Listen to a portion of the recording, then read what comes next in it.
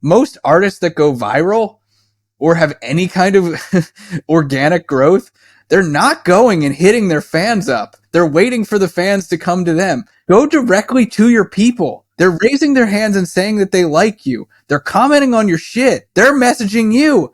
Go after them and make an offer. You are now listening to the Creative Juice podcast brought to you by Entrepreneur.io.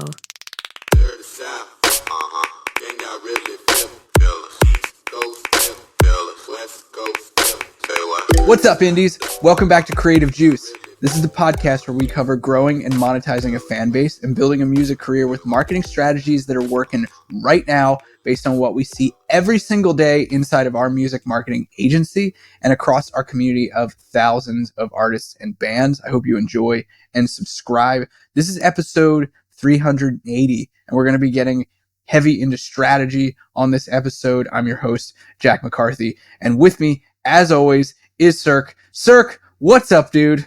Not a whole lot, friend. Just ready to pod. Me too, man. I'm excited about this. This episode is a strategy episode, kind of inspired by the story that you told on our Theory of Constraints talk a couple weeks ago about an artist or a band that was in this stage of, they had a lot of traction going on. They had a lot of fans that were looking at their content. They had been running ads and they hadn't really moved beyond that murky middle. And as I was thinking about what we wanted to talk about today, I was sort of inspired again by that story because I realized that a lot of artists share a very similar path to that, where they start getting traction, maybe they go viral, maybe just their content over time has started to snowball and they're getting an audience and they don't really know what to do. And they get stuck in this, I guess I'll just keep doing this until I die stage of trying to build their music career. And so today on the podcast, we wanted to share our perspectives on the things that you can be doing and testing once you start to get traction, because this is really important. A lot of artists get stuck in this kind of murky middle. So I'm excited to give you guys a little bit of a strategy checklist, the things that we think about and advise artists on all the time when it comes to this stage, because it's kind of a make or break stage. It's important to take swift action in it. Yeah, pretty much all of the people who have achieved virality tend to end up with that condition that we spoke about last episode. Very common. It seems to be part and parcel of being the type of person who can achieve virality, that like you critically underestimate your ability to generate revenue with all that attention you garner. And so I think, it's going to be illustrative and it's going to be helpful to hopefully a wide swath.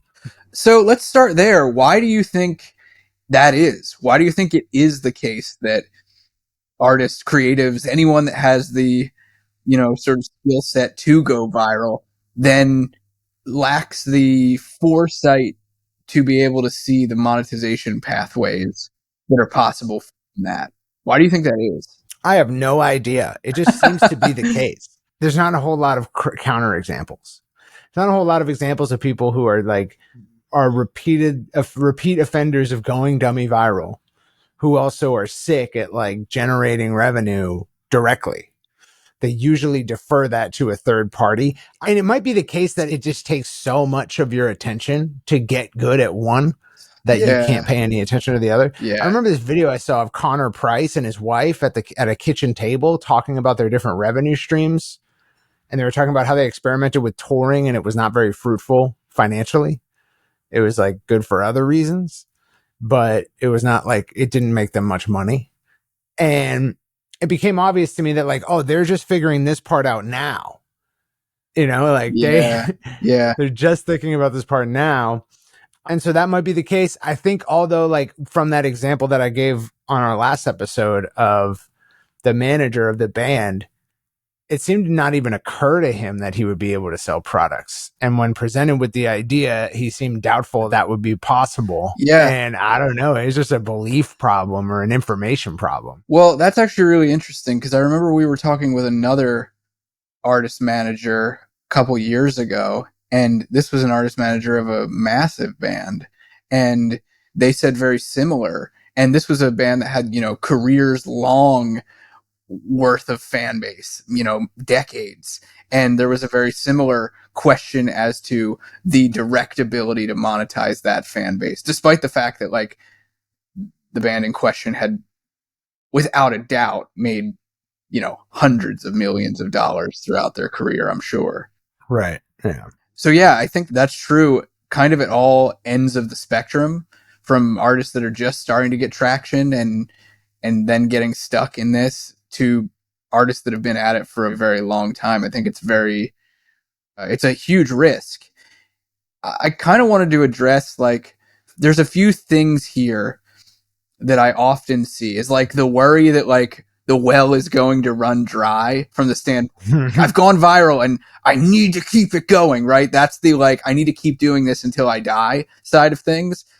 And then there's the how to take the next step side of things. And the way that I approach this when I talk to artists that have viral moments happen, and if you don't have viral moments happen necessarily, or what you would consider massive viral growth, like, these concepts still apply. So I don't want you to think like, oh, I have to have millions of views on a video within 3 days for any of this to make sense for me. This really can apply to people who are going viral, but also people who are just getting consistent traction. I want to make that very clear.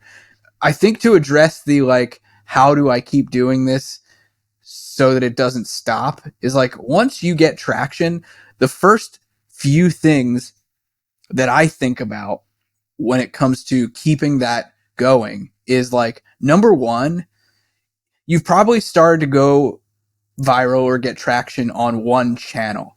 The next thing that you want to think about when it comes to that, this is like number one on my checklist, is like cross posting. And this seems like a duh kind of moment, but you wouldn't believe how many artists are just like, oh, well, like, it's happening here and it probably won't happen over there. And that's just kind of not true. Like, you can cross post and start increasing the length of that virality. You can take a piece of content that is performed well in one place and repurpose it for another and get similar traction or additional traction. And that's really important and an easy first step to kind of like solving the existential angst of like, what happens if the well runs dry. And then the second thing is working on variations of viral creatives, putting new hooks on it, reposting. We've talked about this too. Like, it's okay to reshare the thing that's been viral before again.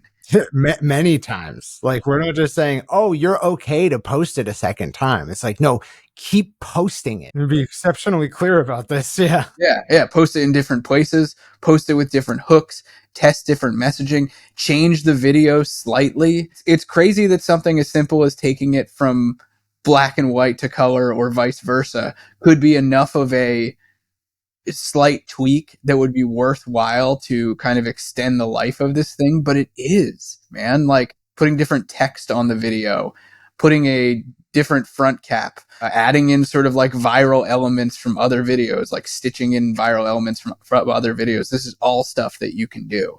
You can do it. You can just do things. These are the things that I touch on when it comes to like, okay, let's check the box of like feeling comfortable that what you've got going on right now is secure and that you feel like you're doing something to continue that. Because I think that's where really artists get stuck, is like they're on this hamster wheel of, well, the content's going viral, so I need to make more of it. I need to figure out how to do more. And these things are kind of like a little bit of a psychological trick. They work, but they also trick your brain into being like, all right, I'm doing stuff to make this continue. So that means I have permission to move on to the next step. You know what I mean? Yeah. I think that like you can get caught up in focusing on virality early on before you have any success, because all the cues you get from the industry are that's the all important thing. Yeah. And that someone else, like, you're kind of wasting your time if you try to do anything related to the business aspect of it, just because someone's going to come along and handle that for you who's like better than you could be at it. And like, there's a couple of problems with that. One is like the person who's coming, first of all, like, no one's coming. No one's coming to save you. No one's coming. Like, so, like, people will come, but the person you're talking about is not coming. Two, the person who does come will not be better than you could be. Okay. You would like to think that the person who comes to take over the business aspect, that you will be their sole focus. They will have a wealth of expertise in all facets of running your business, and that they will basically execute your will in all situations. And it's like, no, no, no. Okay. They will not be better than you could be. Largely, a lot of the managers that I've met, and this is no disrespect to managers, but like technologically and business acumen wise, they're aloof. They don't really have their finger on the pulse of any particular subject. They happen to know a lot of people in the industry, and that's mainly like their value to the situation. Is they're going to be like a router. You have a need. Okay, I'm going to route it to a person I know. And this is the first form of passing the buck in the industry. You pass the buck to this person, and then they're going to route it to another person. Okay. Now, the dirty secret is that it's routing all the way down. Okay. They're all going to pass the buck.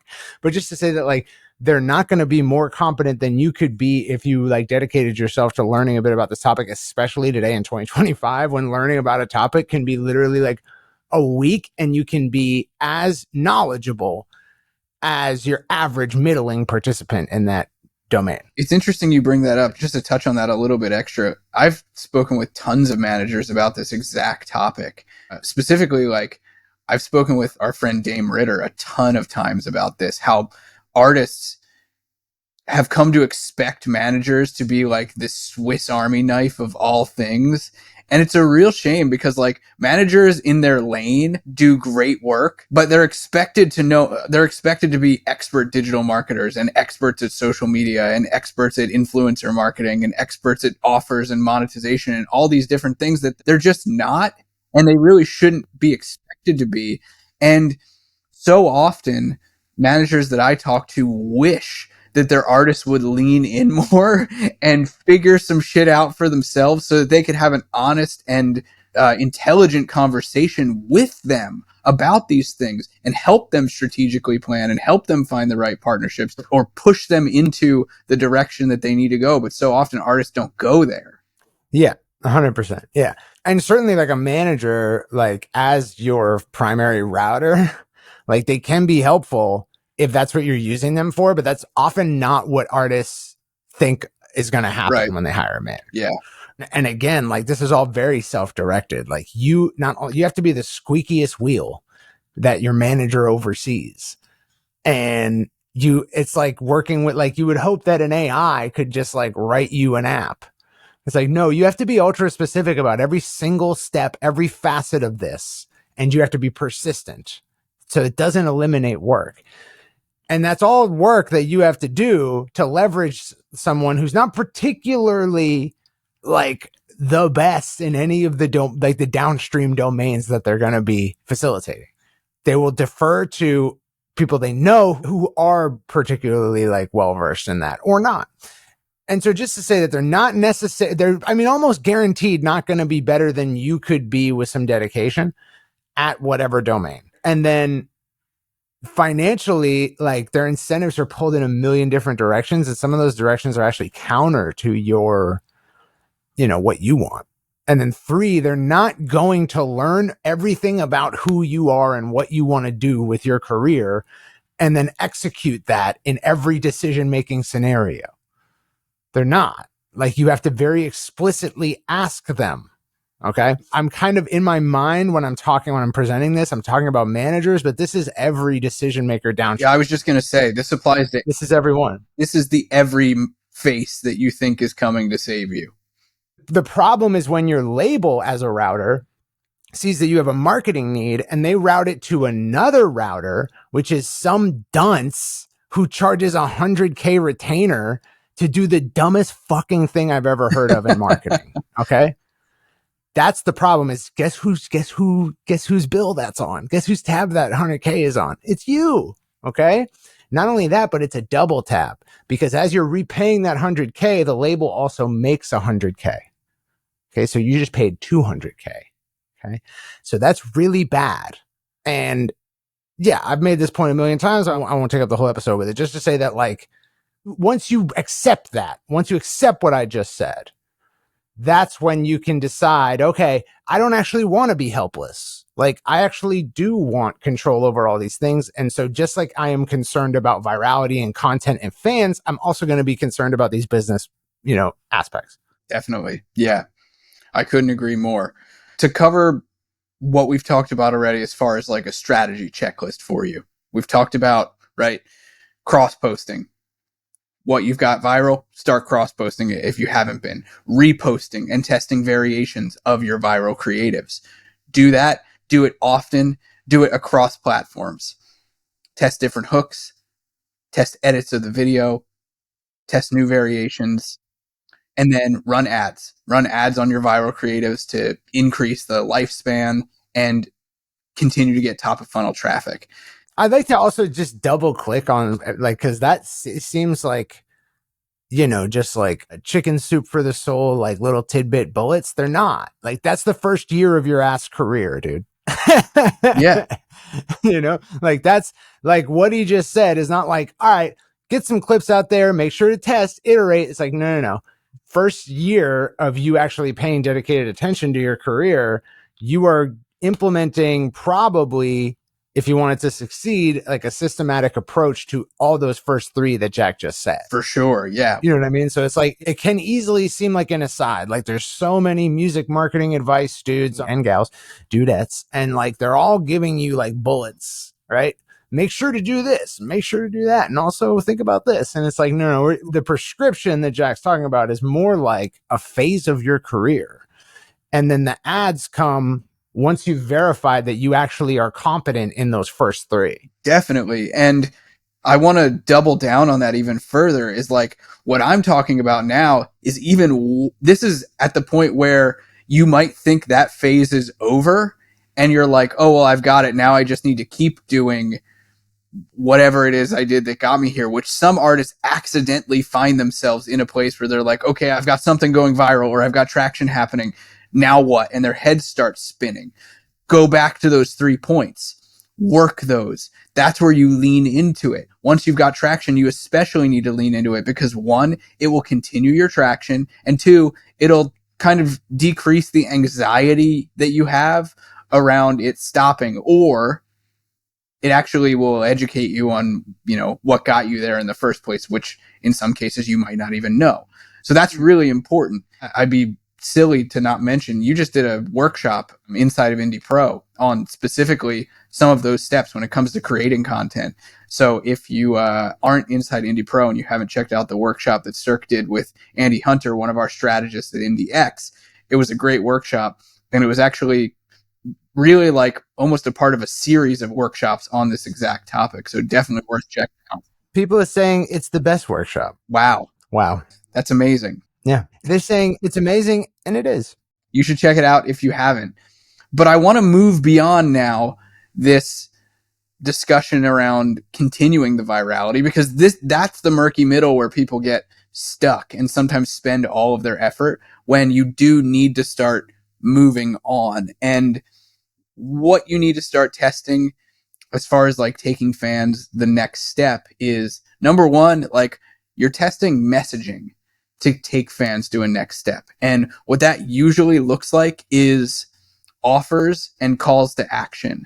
And I'm talking about offers to get fans to sign up for your email or your text list. But especially I'm talking about offers to get fans to purchase something. And it's really easy to get hung up here. I see a lot of artists who they start getting traction and they're like, okay, now we're going to spend months figuring out just the right offer. You're probably not going to figure out just the right offer.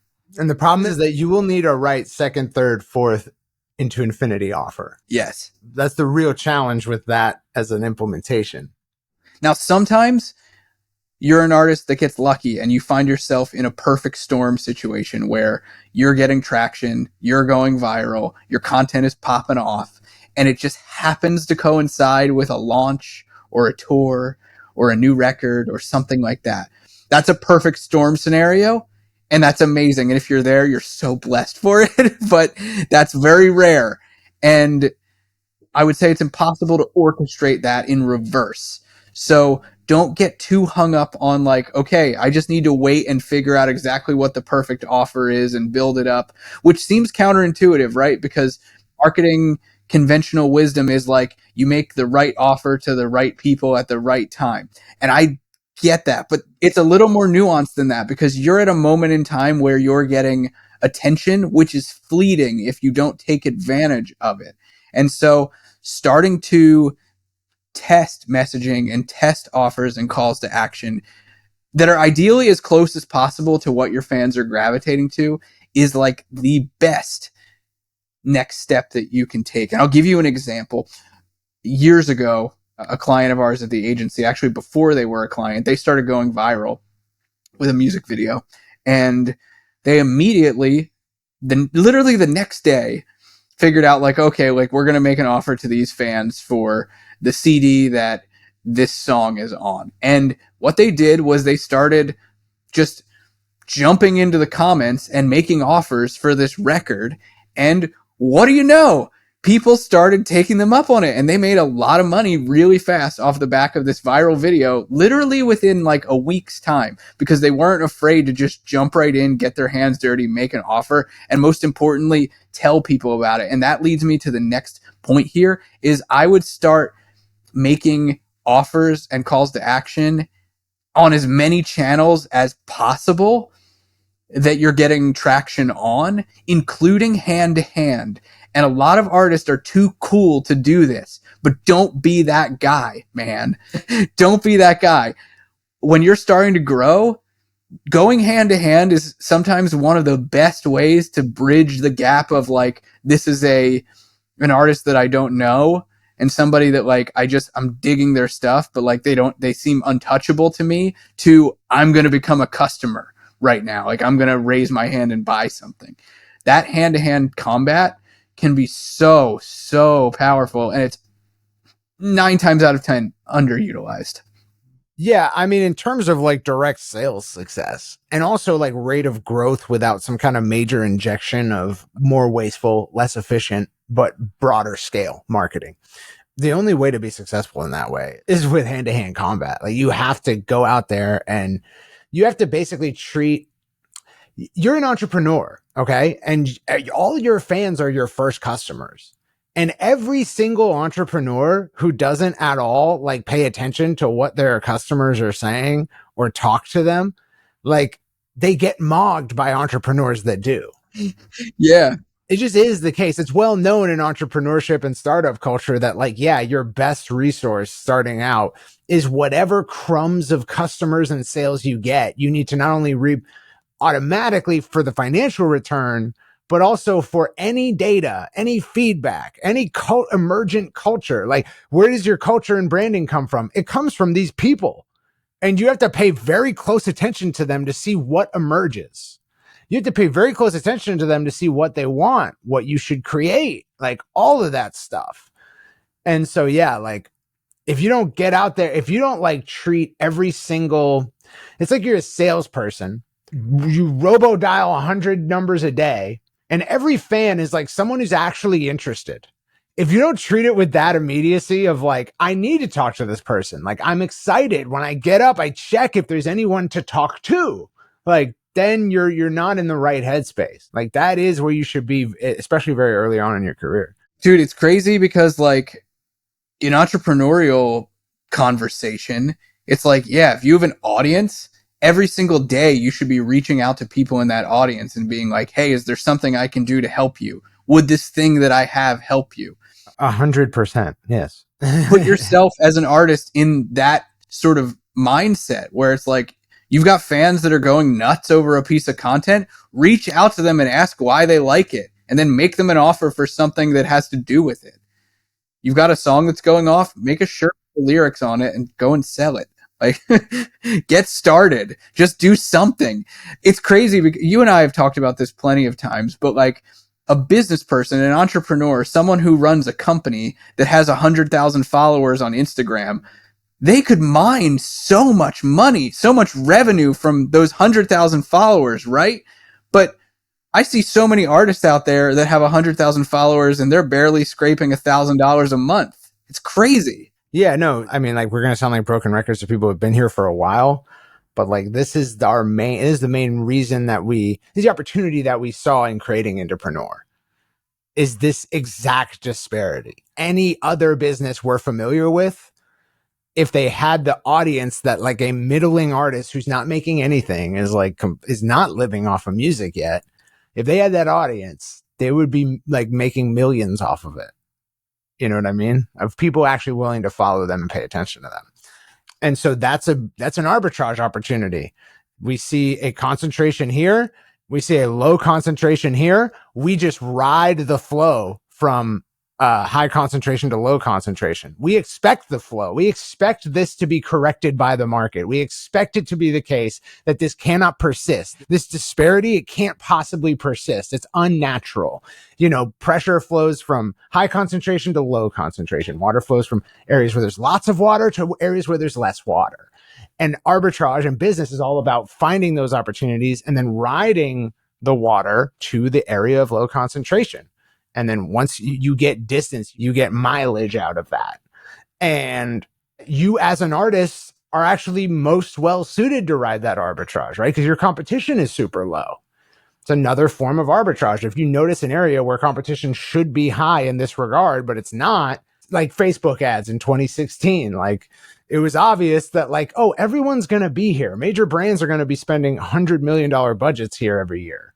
Like, but no one's here right now. And so we can just ride the wave. So yeah, that's your opportunity, is to correct that. And that's literally what happens. That's the reason arbitrage gets smoothed over. And that's the reason they disappear as an opportunity, is because people find out, they figure it out, and they go exploit the arbitrage, which naturally balances it. Here's something crazy to think about.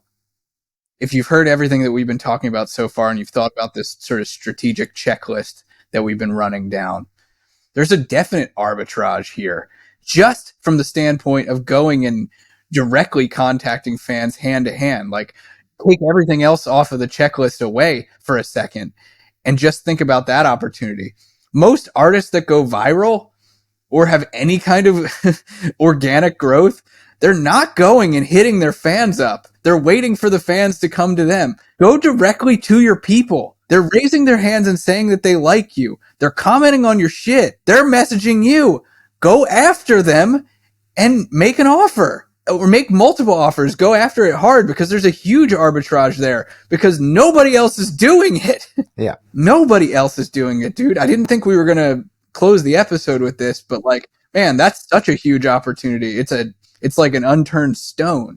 Not to mention all of the possibilities for sending your fans to your email list, for sending your fans to your text list, for making offers for them to sign up for cool, unique experiences. All of that stuff falls under the category of, you know, testing, messaging, and offers and calls to action. And you should be doing all of that. But you should especially be crafting sales offers, coming up with something to sell to your fans, whether it be merch, whether it be music, physical music products related to whatever it is that they're consuming right now, whether it be tickets to your tour, whatever it is that you decide you want to start testing and selling, you should go and do it. And you should do it hand to hand, and you should do it across channels, and you should run retargeting ads. We could get really deep into the strategy on all of that, but we wanted to give sort of a broad level overview of the things that you can do to get yourself out of the murky middle and stop just hamster wheeling yourself on like, I'm viral, how do I do it again? I'm viral, how do I do it again? You know, ad nauseum till you die. I don't want that for you anymore. It's important to continue to focus on top of funnel. Of course, I'm not saying neglect it.